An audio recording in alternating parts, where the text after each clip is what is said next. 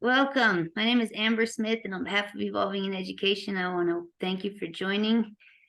This is our general meeting, and today's date is September 2nd.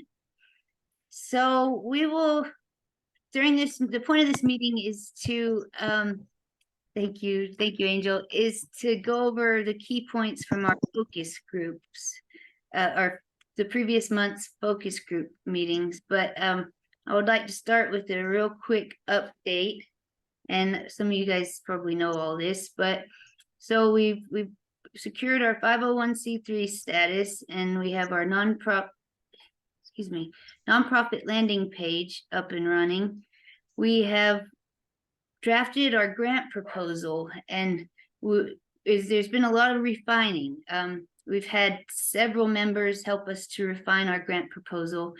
And so we've submitted it to several different organizations, and we will continue submitting. Just yesterday, I submitted to the Publix. They have a local grant, as well as Walmart and Vulcan Materials. So we're sort of submitting our proposal far and wide. And I'm going to reach out to local radio stations and news outlets and see if I can raise awareness through that. I would like to have like a community engagement outreach type event here in the Shoals at some point, because our plan with Evolving in Education, once we get funding, is to start a pilot program in the quaint 1 square mile town of Leeton, Alabama. We hope to start in Leeton Elementary with one kindergarten class, which we will follow through the 6th grade. We'll start with the kindergarten class, and we'll have a control class as well, in which we implement nothing but measure. We'll be using portable EEG equipment. It measures like brain data, brain information. We've partnered with Vale. That's what they do, is they sort of evaluate the brain through their portable wearable devices, which is very exciting. So we'll be measuring, we have a bunch of different metrics we'll be using to measure the success or the impact of our program.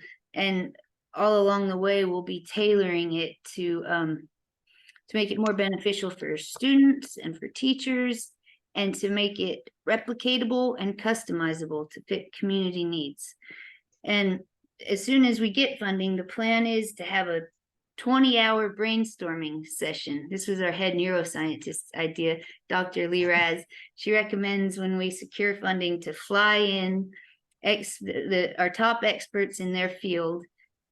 She recommended maybe about 7 people, but I think we may need up to 12, because we don't want to leave anybody out. We're looking to combine the best practices from all these different holistic forms of education and to inform with brain science. So I feel to do that, we'll need our neuroscientists, psychologists, we'll need our people with all the experience in Montessori, we'll need our Montessori team leader, our Waldorf team leader, Forest School, and our technology, all that. So that's exciting, that 20-hour brainstorming sessions. She proposes to fly everybody in perhaps to Birmingham, Alabama, and we book a conference room, and nobody leaves the conference room for 10 to 12 hours a day for 2 days until we come out of there with a curriculum. So that's sort of an exciting goal. That's about all I have for the updates. Jamal, would you like to add anything? Nothing much to add. Just happy to be here. Glad you're still doing it. I'm glad you joined. And I mentioned this before I started the recording, but I'll touch on it again. I apologize for the sort of disarray of this meeting. I haven't got all my notes. I didn't get the meetings as well overviewed or recapped as I wanted to. I'm recovering from major surgery. I had to have a total hysterectomy, during which they removed a volleyball-sized tumor and did an appendectomy and staging.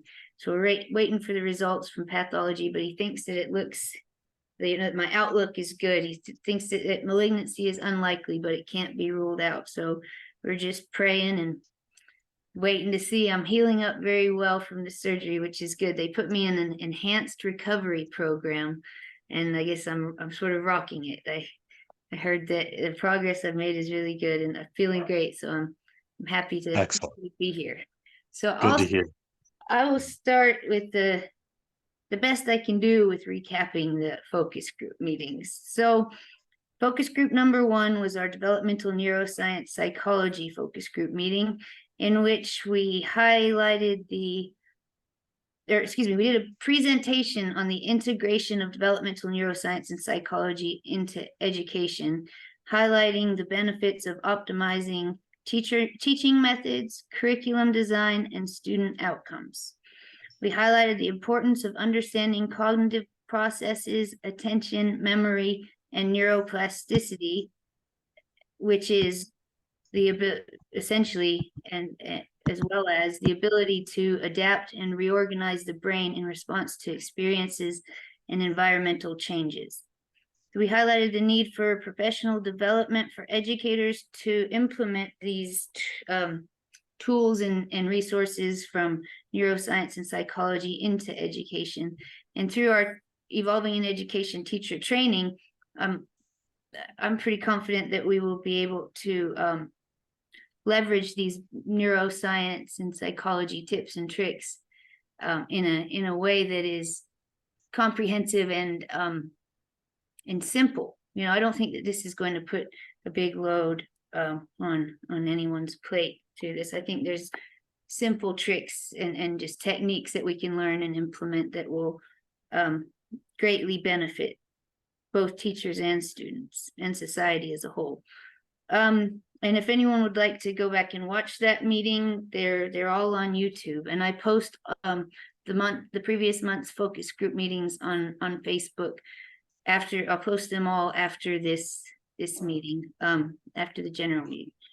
So secondly, we had our focus group number 2 meeting, which was our mindfulness, fitness, well-being meeting. And Mika, my friend who runs a local yoga studio, she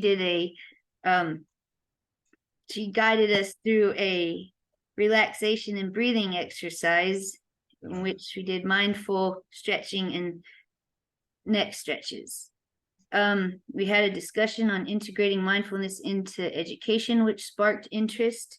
And Mika suggested one way in which we could potentially start with the integration of mindfulness is in the mornings, have children just sort of take conscious, focused breaths, just sort of pay attention to their breathing in the morning and sort of instill in them that tool to be able to, if anywhere throughout the day something starts to go south or get overwhelming, they can just take those deep breaths and regulate. So we had a brief presentation during our mindfulness, fitness, well-being focus group meeting, during which we spoke of the benefits of mindfulness, including cognitive improvement and emotional regulation.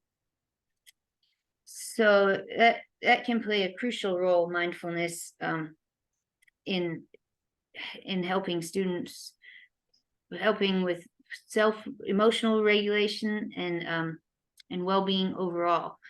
So I think that's a huge resource which we have that we ought to start trying to get it implemented far and wide. I know there are K through 12 schools throughout the United States that already do teach mindfulness in school, but I don't think that that's the norm yet. So that's part of Evolving in Education's mission, is to make that the norm.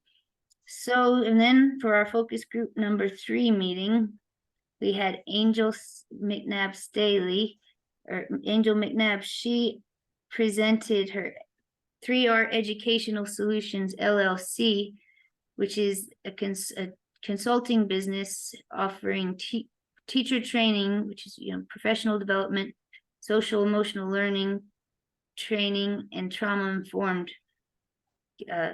care or trauma-informed learning. We spoke of sound therapy and the benefits that has in in the classroom. Cassie, her right-hand woman, she joined, and she talked to us about how she has courses on giving teachers insights on how to use the sound healing or sound therapy in the classroom to help with classroom management. In addition to, they have a really cool program, the 3R Educational Solutions, and they do a lot of really neat teacher training. So during the meeting, our childhood education curriculum meeting, we discussed adapting curriculum to meet changing needs and personalized learning through technology. I apologize. We also discussed the impact of trauma on students, the importance of alternative classroom organization, and the concept of resonance breathing. We also briefly discussed resonant frequencies. So, like I said, those focus group meetings can be viewed on our Facebook page or on YouTube. And our last focus group meeting, which was nutrition, that was supposed to be hosted by a couple of our members, but they ended up, something came up and they weren't able to do that. So we just spoke of the, during the meeting, we spoke of the critical role that nutrition plays in cognition. And we discussed ways in which we can incorporate that into the public education. We spoke of having students learn basic culinary skills, for healthy eating. Also, like, let's say community gardens, outdoor gardens where the students can grow their own food, in addition to simply educating students on the vital role that, the nutrients play in their overall mental health and well-being. So that's pretty much the summary. Like I said, I'm really regret not taking more time to do a better job of that. I have had a lot going on, but I really thank you guys for joining and dropping in today. Does anyone have anything they would like to discuss or comment on or share? Amber, I just, again, thank you for being here, and we give thanks that your operation went well, and we pray for your continued healthy recovery. I was going to mention that as you're mentioning the things that we want to do, these are all listed within, not our mission, but each of the focus groups has their to-dos and like tasks or goals. These are things you're echoing, kind of like what we already have written, correct? Yes. It's good stuff. I think to go over and be reminded of what we want to do, I think that's really helpful. Yes, and the more people we get in these meetings to touch on these subjects, I feel, the more we'll learn and be able to share, because, obviously me just harping on these things over and over again isn't going to take us anywhere. But when we get the people in here sharing their ideas and thoughts and sort of these brainstorming sessions, also we're going to be focusing on getting presenters at all the meetings. We've had pretty good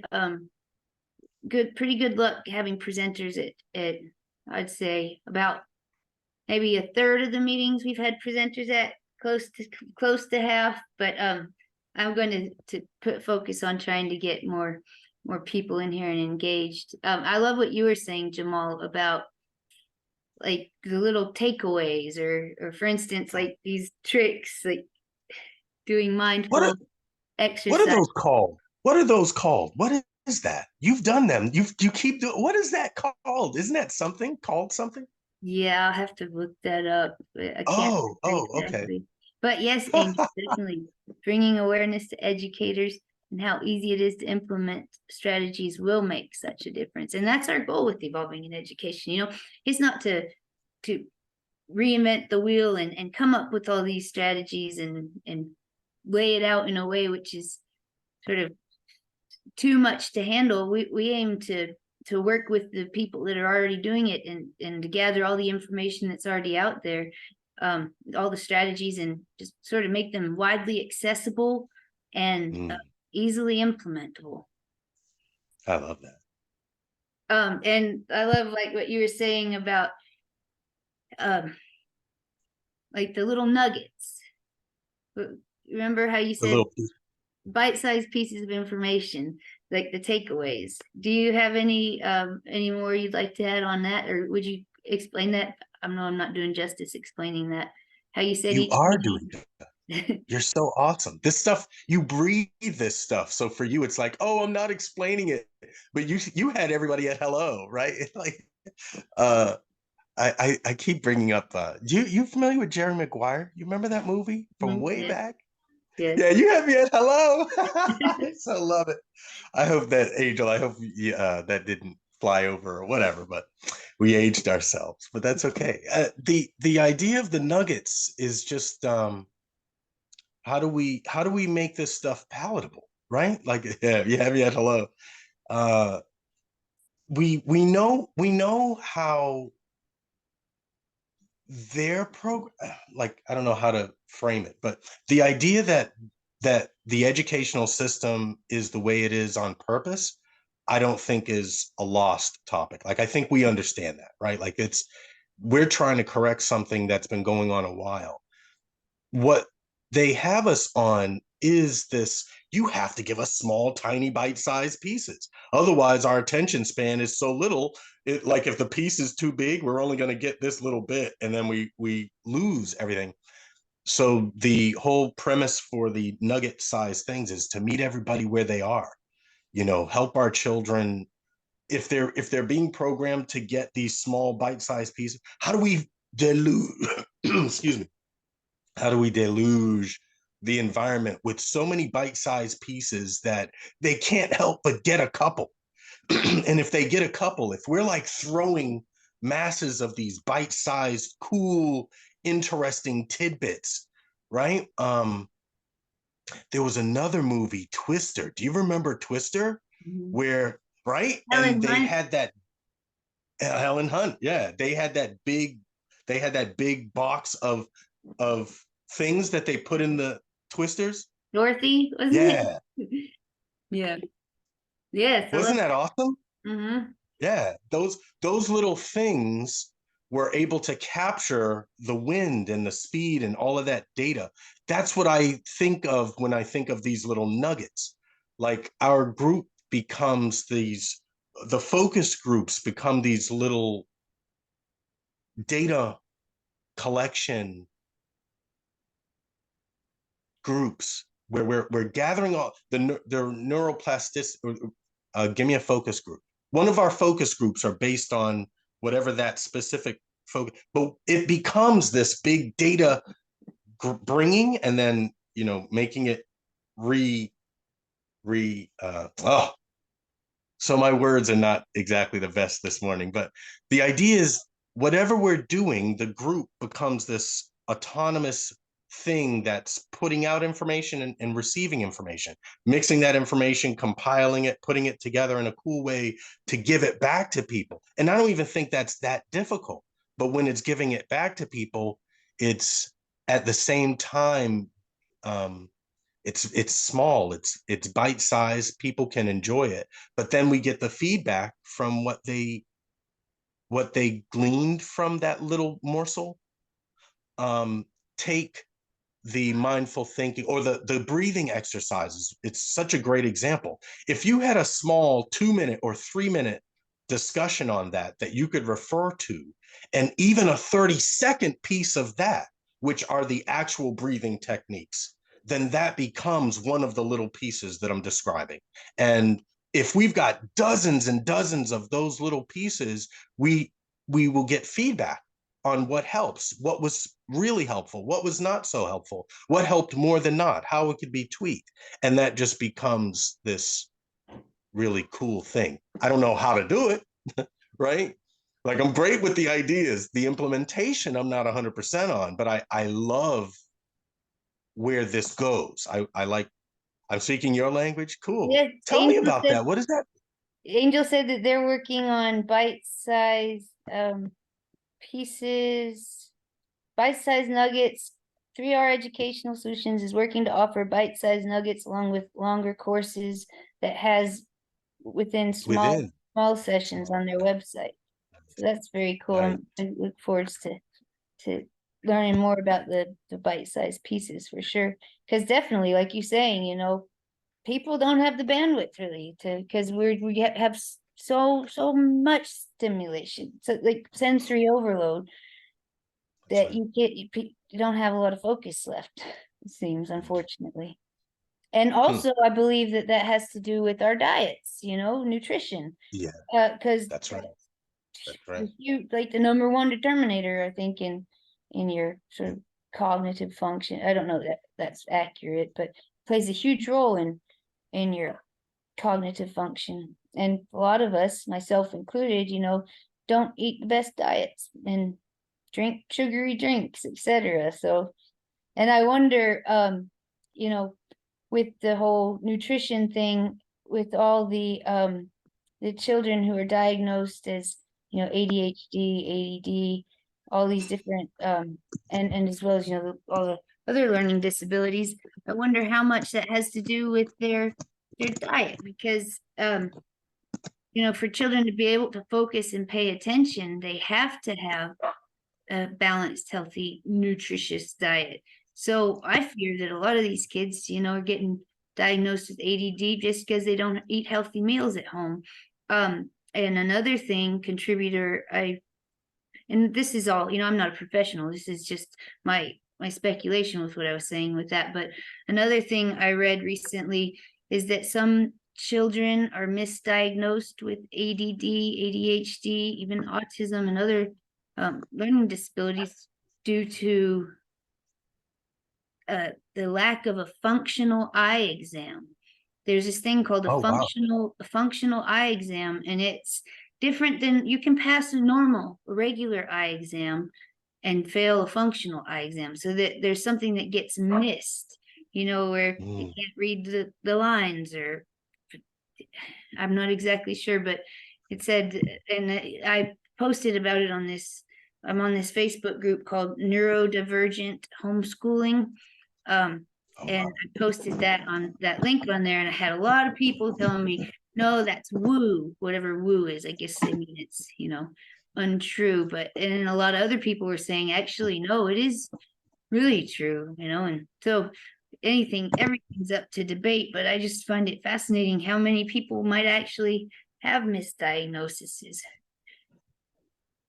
because of, you know, just lack of better information. And Jamal, what you were saying with how the school is the way it is for whatever reason, I don't believe, you know, schools are failing us, or failing students or in society because, you know, of any, I don't think they want us to fail. You know, I don't think it's, I know that there's a Rockefeller education, all that, you know, the nation of workers, not thinkers.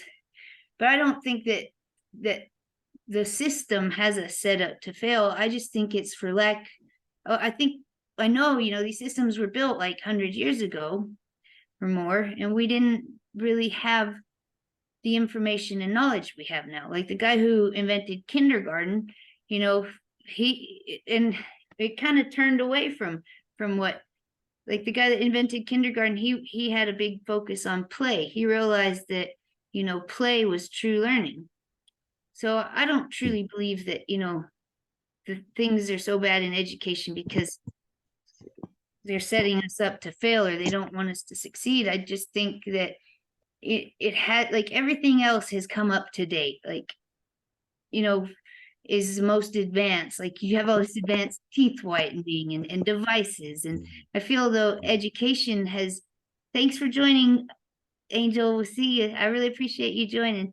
But I feel education has been left behind, you know, while everything else has advanced and become so cutting edge. For some reason, we've just, like, education has fallen by the wayside. Consumerism has topped education. But I don't think it's, and I might be completely wrong, you know, this is just speculation, but I don't believe that they really want us to fail. I think it's just because the systems were designed so long ago, like it's just yet to be overhauled, revolutionized. And I feel that's what we're doing. We've come here to inform it with everything we can and progress it as much as possible. But I can't believe, that the things the way they, and it might just be completely naive of me, but I can't believe things are the way they are because they actually want us to fail. I have faith that once presented with the opportunity to do better, people will want to, like I've been hearing that we're going to get so much resistance because, people don't want the change that we're trying to make. But I feel if we present them with hardcore facts, data proving that this is truly deeply beneficial to their children, I don't think people are going to want to stop it. But what are your thoughts, Jamal? Because of the time difficulty we talk about, the programming that we are under, evolution, if you will, the progression of the smallness, the shrinking of the time availability in our head to process things, I think there's good reason to look at what you're saying is true. It's not like there's a group of people that are sitting there saying, let's make sure Americans don't make it, right? Like, I'm not necessarily saying that. I'm saying that so it's important definitely to recognize that it's not just some group, right? Like I agree. And the progression of things, it makes sense that in the progression of everything in society, there's things we get better at and things become more granular. I also recognize that back when the nation was formed, it was really clear they valued education very differently than us.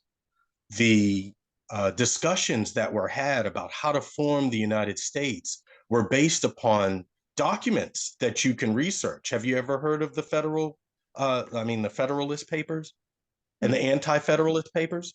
Those are written transcripts before, like Google, before these magical, before these programs that will utter, before these transcription programs, people actually wrote to each other, right? And several of the founders that signed the Constitution were writing each other before they established what the Constitution was. And you have Federalists, and then you had the Anti-Federalists. Federalists wanted to make the nation a certain way. The Anti-Federalists wanted to do different, right? So the concept is, what were they trying to build? And why were the two factions separate?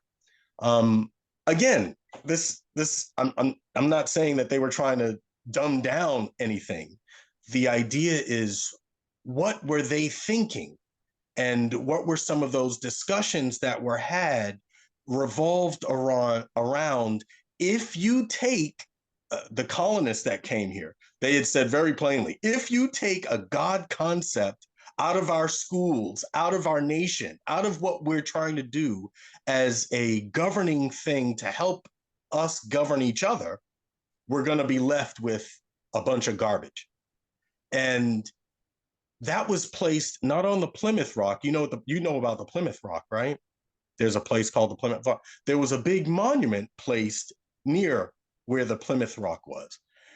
And in that monument, they talk specifically about how it's not even about God, it's about us turning yuck, as every other nation had ever done in the history of human existence, right? And this is what they were discussing in these discussions, in the transcripts of the forefathers founding the nation.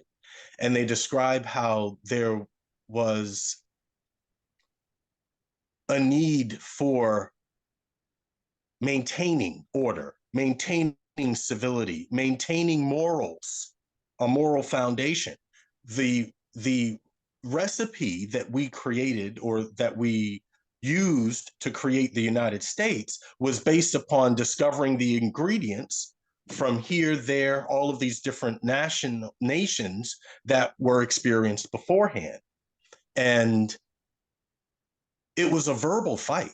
It was a verbal argument. I like the idea of getting 10 of the major players together that could come up with a curriculum. This is exactly what they were doing, and the discussions are there for all to see. Um, and it's things that we really should be mindful of. The key is, how are you going to, if you lock people in 10 hours, right? People don't want to watch 10 hours of video, right? People don't want, they just want the outcroppings. And humans, us, our fellow man, want to live off of the spoils of what's generated in those discussions. But often the society, and what the founders were trying to negate, was societies often go the way of tyranny. Clearly, the whole reason for the United States was to subvert the tyranny that they were experiencing from England. And the tricks that all these other nations experienced bringing about tyranny are what the founders discuss. Now, I've delved into the hours and hours of discussions. I've enjoyed discussions about those discussions, right? And the idea is, there are things that we miss because we don't learn. You know, there are pieces to the puzzle that we're not aware of. And just like now we are talking about these focus groups putting together these small little pieces, this was stuff they were doing 150, 200, actually, we're talking 400 years, 450 or so years when they were founding the colonies here, that they were talking about some of these pieces and did a much better job at reminding each other as peers what needed to be valued: education, morals, structure for your home. If you take the monument, it's huge too. I'll try and find the video and give it to you, because there was a famous Friends actor who created a documentary talking about this specific subject. I may even talked about it before with you, but it talks about how if you leave the book, it has in the monument, it has this outreached book, several of them actually. And if you leave the book of the Bible, if you leave spiritual stuff out of the forming of this nation, the warning is, we'll become corrupt, we'll become nasty herders of each other. Herd, like someone has to be a wolf, someone has to be a sheep, and who's hoarding the sheep, right? Who's trying to manipulate? And this is what they spoke about. And being aware of that allows you to look at things in that light and say, oh, the things that they talked about in 19, in 1906, 1909, 1913, when they formed something called the Federal Reserve, there's a reason behind that.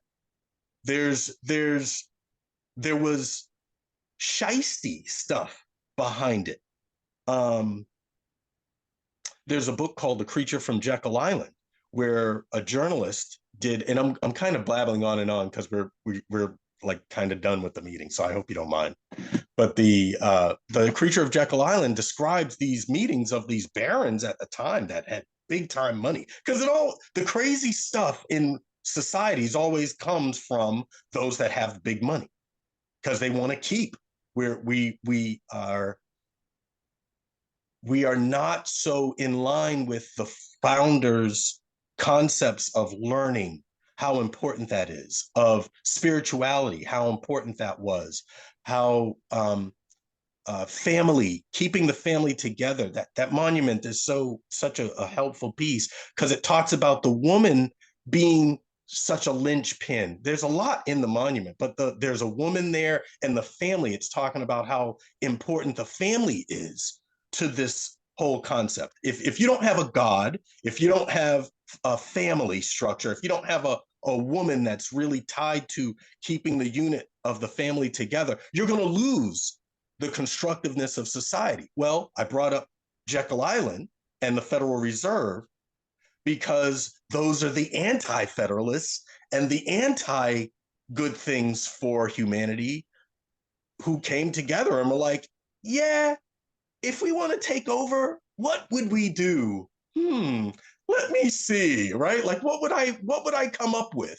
Well, the things that came out of that meeting were to take over all of the media, control the educational system. This is 1913.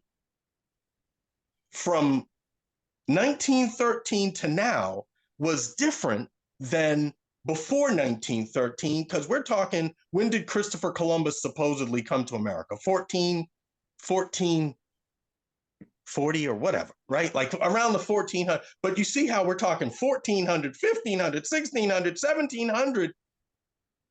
We're talking hundreds of years where we were developing sciences. The first locomotive car, the first steam engines were what, 1820, 1830? We've been doing some churning mentally as a society for years. So the idea that we now are ignorant is funny, because we had so much information back in the day that now there's a revival of learning this information, which is part of why I appreciate you, because you are not coming from like this whole educators, scholarly, all of these books, they don't help us. I don't think they help us much, as much as we used to use them and be helped by them. So I appreciate your perspective, and it makes you a professional above most professionals, because when you delve really deeply into your topic, most professionals choose to move away from everything else. They get very specific on learning very well the particulars of what they're studying, but they lose all of the other studies. They become tremendous resources on their one particular concept. Whereas before, it was known universities were not places where you went and studied one particular thing. You didn't get a master's or PhD in one subject. University was about exploring it all, getting pieces of everything. The reason the founders valued books, valued education, valued family, valued spirituality, valued the discussions, was because it was born out of experience and real bumping elbows, rubbing shoulders with peers experience. The growth of what you and I are doing in these groups, having these regular meetings, is what they were doing back then. That's all they were able to do. And they did them on a regular basis. They did them on they were small groups, but they were many of them, right? Collecting. We talk about today's environment going to the office water cooler, right? Like, as that's the square where people get to communicate in some of these business places. The town square, communicating in the town square, that's what they did back then. And we're talking for years, right? Like, this isn't, I'm trying to impress upon that there's what we're doing now. It's almost backwards compared to what we were doing back then. We may have this technology that's fantastic, but are we really doing as good as what we knew we could do back then? And I would suggest that it would be a hard type of thing to measure. And even though we have iPads and iPhones, if you go to a restaurant, how many people are talking with each other and having good discussion? If you go to public places, how many are engaging with each other? What relationships last? If you look at the stats, how many are in jail? How many are divorcing? How, you know what I'm saying? Like, what are the measurements that we consider successful, and then look at those measurements throughout time, and you can't help but recognize we were living longer back then. We were not living longer, specifically age wise, because certainly we were dying at 40 was like old back in 1400s, right? But you go back to biblical times, right? And those stories discuss hundreds of years of age. Noah was hundreds of years of age, and was it Noah at the ark? Yeah. So, I mean, I know I ramble, honey, and you've been so attentive, it's crazy. And I know we'll be able to listen to this again, which is cool. But the idea is that there's so much that we're doing in these meetings that's so helpful, that to encourage us to recognize the value and know that things things aren't better. I mean, things aren't better. Things aren't better by accident. Things don't get better by chance. Things get better because of purposeful, concentrated efforts. Indeed, that you are starting with evolving in education, but it's the same thing with America. Used to be at the top of education 40, 50 years ago, globally, of advanced organizations, of advanced countries. Now we're like at of 40 or 48 or something in the world list of top developed countries in terms of education. That is not, to think that that could be by chance is what we're discussing. The idea that we would slip from second place third, second place fifth, second place 10th. I mean, hey, people, economies improve, nations build, people advance. But to go to like the 40th place on the planet,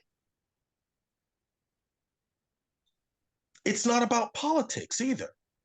It's not about politics. It's not about judging. I'm not trying to cast stones on any group. I'm saying recognize the history, the wholeness of our past, and have the courage to recognize that there's more help that we can do in recognizing that past than not recognizing it. It helps to know where we've been so we can know where we're going. Yes, the And ancients knew something which we've forgotten. I mean, look at the pyramids, and look, yeah. So I see what you mean, like what on earth is happening, but we're in it to make it better. That's exactly. Exactly. And whatever can help us do that, I think, is the goal. When I like to, with my family, it's a bit of a game. It's a bit of a strategy type of thing. We are against the world. It is us against the world. We don't know what is outside of our door, but we know it's not our environment. We know that I teach my little ones not to litter, not to throw garbage in the street, because that's my living room. That's your living room space. Where can we live but on this planet? This is our only planet. We don't get to go, oh, well, let's trash this one and just go to the next one next door. You can't do that with our planet Earth, right? And I love the revival of this care that we want to have for the planet, where we want sustainability and things. Those are good concepts. They're really strong, based upon principles of like what I'm talking about. It's my living room. Why would I throw something trash in my living room? But I explained to them that most people don't think that way. That's not by chance. It's not, I'm not saying that there's a conspiracy. I'm saying that it's concerted effort that makes us decide to put things in the trash bin. That's a concerted effort. It takes specific desires and intention for us to keep the house clean, to keep our living room clean, to keep our world clean. And our children need to know that. And as they know that, they recognize how good they can do, or they recognize how others don't necessarily follow what they do or what they're told to do. So that's why it's us versus them. It's a friendly competition. Consider it a chess game. You know, we can play checkers or chess. We'll lose at either game if we try and switch the rules, right? I can't play chess thinking I'm going to beat someone at chess. I can't play checkers thinking I'm going to win chess. I mean, I can't win checkers thinking I'm going to use a chess move. It's different. They're different. So knowing that it's us against them is just a tool used so that we can figure out how to be camaraderie and work together. And it's Team Smith, right? It's Team Smith. That's what it is. And it's Team DePina. But there are larger teams, right? Smith and DePina come together. It just so happens that my last name was Smith. It's so crazy. In real life, my last name was Smith. My dad never married my mom, so that was my mom's maiden name is Smith. It's crazy that we met and just happened to be that we're joining forces, a Smith and DePina clan. Whoa, how cool is that? And but that's kind of the fun and enjoyment of embarking on this type of thing, coming up with solutions to how do you combat the child is sent into the real world and he sees everybody litter. You use some of that nationalized group family, hey, it's us. How do we work together and hoard our resources together? We stick together, we plan together, we group. And the only way makes sense to me is to make sure we're remembering things, make sure we're helping each other. And those core foundational pieces are what the founders tried to push towards us. This nation building thing was no joke back in the 1500s. And yeah, there's a renaissance right now in terms of recognizing information. You've got folk that are very clear that they have very different ideas of what a fact is. Facts are like, I've got my facts. Men and women, right? Are men and women. And then you've got, well, you're telling me a man can't have children. That's kind of flying in the face of tolerance, right? You're a bigot if you can't say that a man can actually give birth because of the selections of their. And how do you combat that? For me, you can't just attack it. You can't just say, well, biologically, right? Like, you can't do that, because that becomes part of the discussion of bigotry. That becomes you're not being inclusive. You're not being diverse. You're not being tolerant. Well, it helps to recognize that the Federal Reserve was an institution created for a purpose. And it was warned about by those that came before. The founders of the Constitution were very clear. Don't let any company tell you what you're going to do with your money. Don't let anybody do that. You're going to mess up the country. Don't do it. Someone at the Constitutional Convention where they signed everything, it's told that Benjamin Franklin came out and a woman stopped him that wasn't inside the meeting and said, what do we have? Do we have a country or not? And he said, we have a constitutional republic if we can keep it. If we can keep it, because it's a fragile agreement. And the Federalist Papers and the Anti-Federalist Papers do a really great historical job of describing what the fighting was about back then. Because it wasn't, that's when they coined the phrase, the pen was mightier than the sword. And they valued that education, and the sharing of information like we're talking about is missing today. And facts were discussed and debated. They weren't thrown up as, well, you have to believe this. No, they were discussed. Yeah, it's something that's kind of missing today. So the trying to wrap it up, right? Like, so the idea that we didn't go from number 2 in the world to number 49 by accident. It didn't take one person. It didn't take one idea to get us here. It helps. The Federalists, Anti-Federalists were not Democrats, Republicans. They were federal, anti-federal. Even that helps in helping recognize what we're talking about. Fed is federation. Who's group and who's anti-group, right? And just delving into that concept more. Who's for us being together? Who's against us being together? It's really fascinating. That's so overly simplistic. I'm sure people are like, what? But it's true. You have to recognize some of the subtleties involved. And for someone who claims that they have ADD, sister, I've been talking nonstop for 20 minutes. And I haven't seen you go to the bathroom. I haven't seen you chuck or hem and haw. You haven't gone ballistic. You're engaging with me. I'm watching you. And sister, you don't undercut my girl like that. I'm gonna stop you every time. I appreciate you so much, Amber.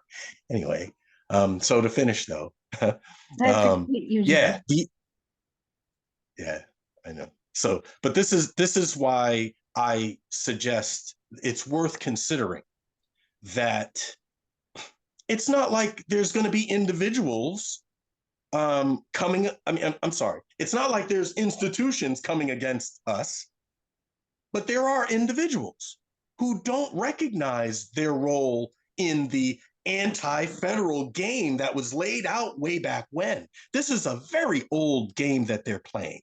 Anti-human families, anti-spirituality and good sense, anti the structure that was placed on that Plymouth Rock so many years ago, and as a warning to be heeded.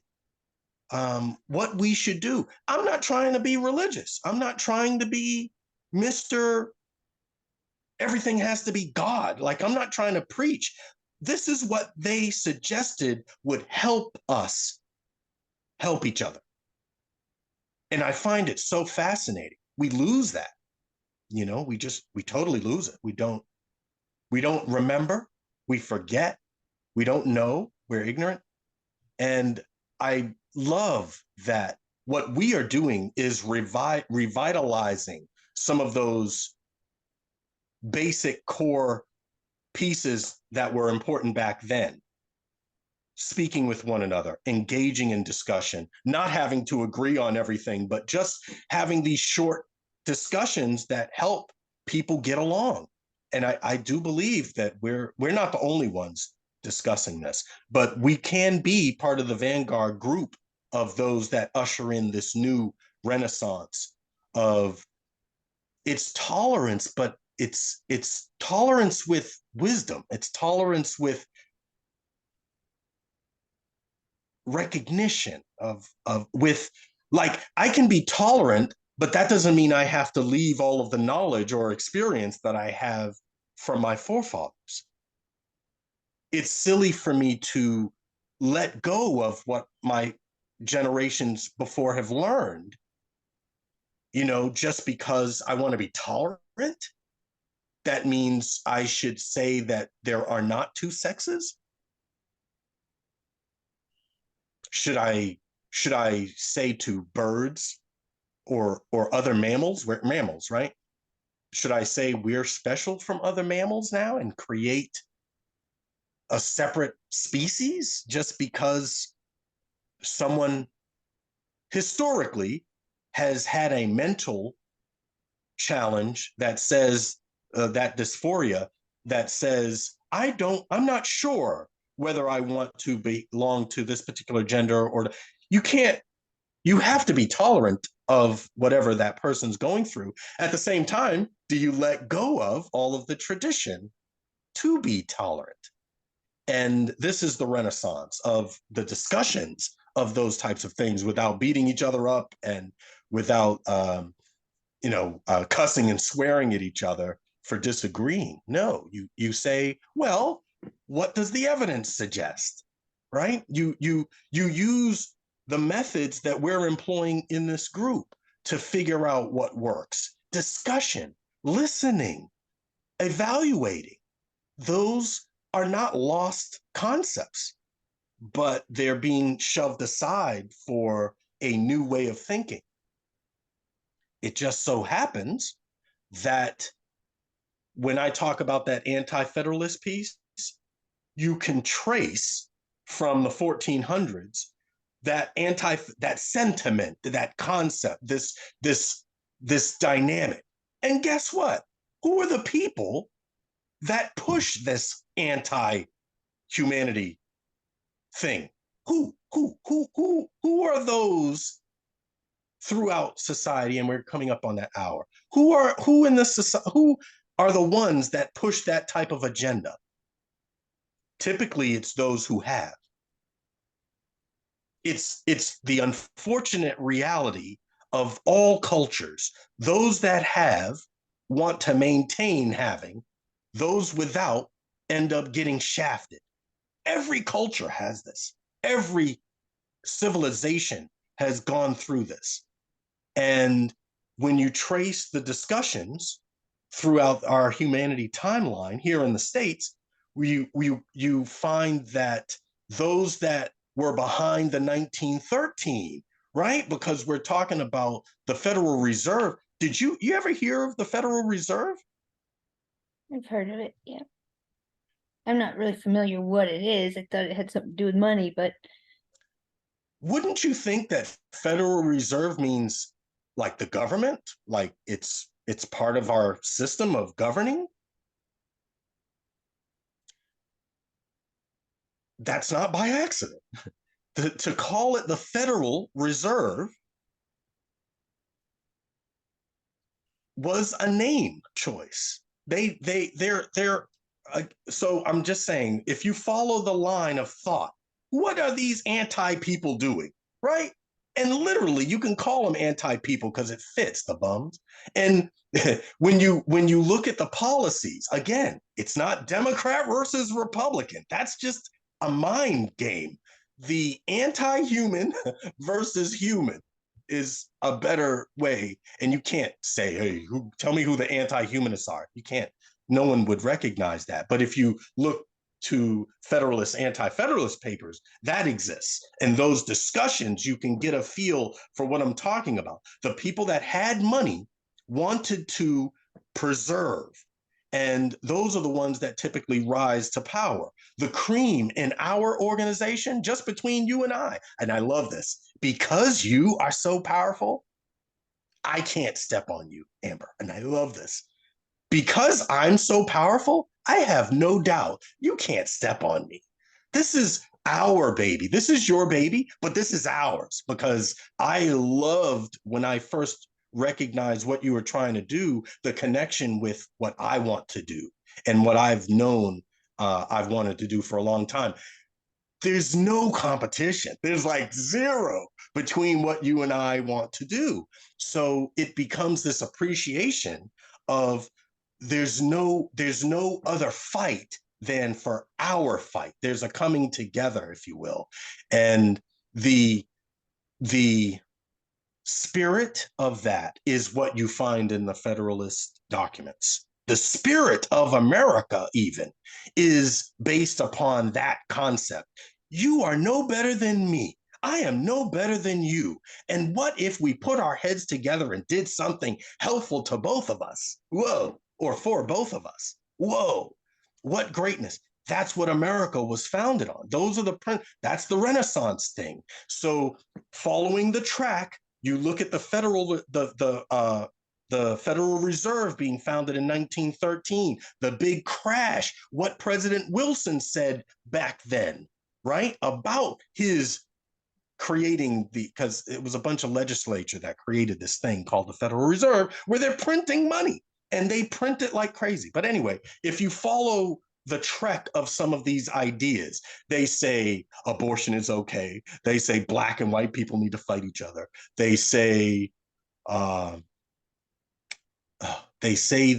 human unit, the human family unit is not useful. Huh? Men are toxic in their masculinity. What?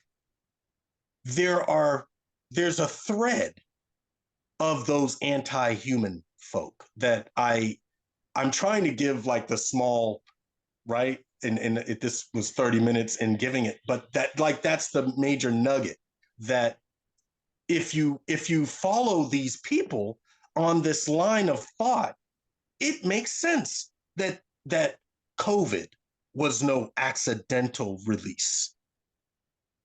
That's a hard pill to hear.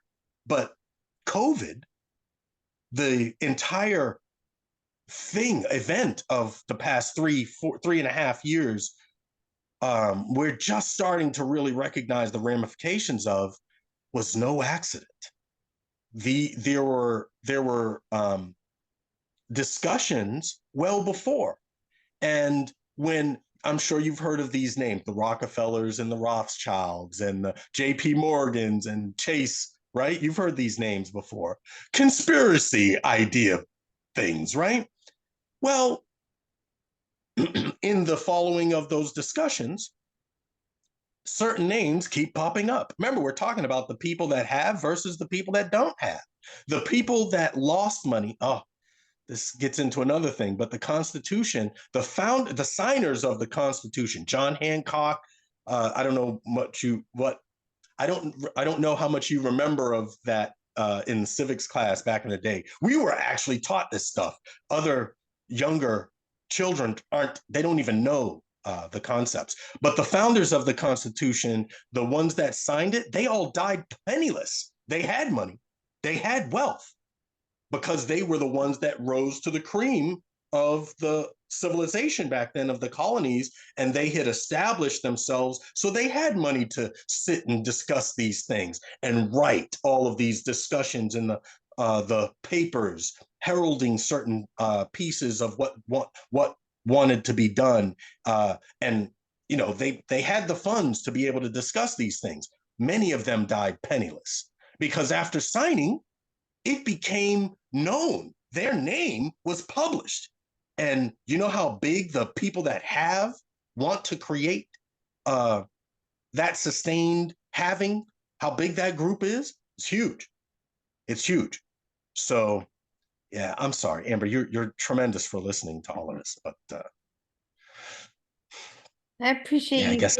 sharing your insight. I can't speak to much of it because I'm so far out of, politics. I dropped out of homeschool and I don't keep up with nothing, but I do believe it's time that we all put our heads together, because it's our children that'll suffer if we don't. They'll continue to. I feel our children are becoming victims of a corrupt world, and That's right. Oh, but I think like I said, I can't speak to all that because I don't know. It's all so far beyond me. But I feel, we got to put differences beside and just come together and do what's right for future generations. But yeah. I really appreciate you joining today, Jamal, and every other day. I hope you have a wonderful weekend, sir. Thank you. And I look forward to us continuing. We'll continue on the discussions towards making evolving in education